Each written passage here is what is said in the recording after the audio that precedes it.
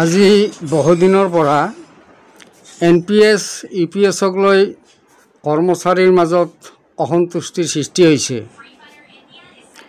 কৰ্মচাৰী সমাজৰ মাজত সৃষ্টি হোৱা সন্দেহৰ অৱসান ঘটাই বিত্ত বিভাগে বিশেষত সন্দৰ্ভত কাৰ্যকৰী ব্যৱস্থা গ্ৰহণৰ প্ৰক্ৰিয়া আৰম্ভ কৰিছে।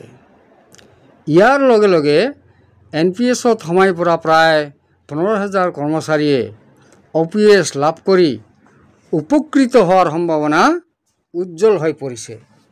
বিত্ত বিভাগে যোৱা 28 মাৰ্চত সকলো প্ৰশাসনিক বিভাগৰ জ্যেষ্ঠ সচিবসকললৈ লিখা পত্ৰত নিৰ্দিষ্ট কৰি দিয়া ফৰ্মেটত তথ্যপাতি দাখিল কৰিবলৈ নিৰ্দেশ জাৰি কৰিছে। উল্লেখযোগ্য যে কেন্দ্ৰীয় চৰকাৰে 2004 চনৰ পৰা OPS পৰিহাৰ কৰি NPS প্ৰৱৰ্তন কৰিছিল।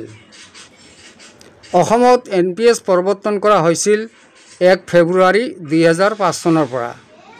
ৰাজ্যত এনে বহু কৰ্মচাৰী আছে যিসকলৰ নিযুক্তি প্ৰক্ৰিয়া উক্ত সময়ৰ আগত আৰম্ভ হৈছিল, যদিও নিযুক্তি লাভ কৰে 2005 চনৰ 1 ফেব্ৰুৱাৰীৰ পাছত।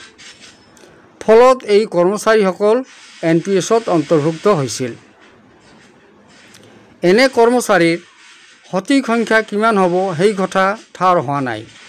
বিত্ত বিভাগে প্ৰশাসনিক বিভাগসমূহৰ পৰা লাভ কৰা তথ্যৰ পাছত এটা সূত্ৰৰ পৰা জানিব পৰা মতে ৰাজ্যৰ 15,000 কৰ্মচাৰী বিত্ত বিভাগে আৰম্ভ কৰা প্ৰক্ৰিয়াৰ অন্তত লাভান্বিত হ'ব।